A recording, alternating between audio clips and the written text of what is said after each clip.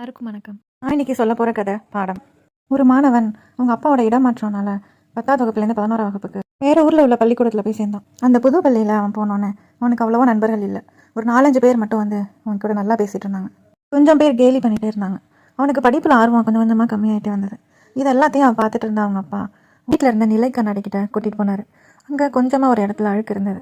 இப்போ நீ உன்னை பாரு அந்த கண்ணாடியிலன்னு சொல்லிட்டு அந்த பையன் பார்க்கும்போது அழுக்கு அவன் மேலே இருந்த மாதிரி அவனுக்கு தெரிஞ்சுது. ஆனால் அழுக்க இருக்கிறது கண்ணாடியில் தானே. அது மாதிரி உன்னை ஒரு சிலர் கேலி பண்ணலாம். இதனால் உனக்கு வேல்யூ இல்லைன்னு அர்த்தம் கிடையாது. எல்லாருக்குமே நம்மளை பிடிக்கணும்னு அவசியம் இல்லை. அது நம்மளோட தவறும் இல்லை.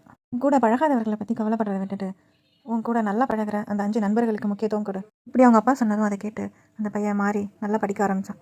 சில நேரங்களில் நம்மளோட குழந்தைகள் ரொம்ப ரூடாக நடந்துக்குவாங்க, இல்லை சோகமாக இருப்பாங்க, இல்லை டிப்ரெஷனோட இருப்பாங்க. ஆனால் எதையும் வெளியில் சொல்ல மாட்டாங்க. இந்த சூழ்நிலையில் நாம் அவங்கக்கிட்ட பொறுமையாக உங்களுக்கு என்ன பிரச்சனைன்றதை கேட்கணும். இதனால் அவங்களோட மன அழுத்தம் குறையும்.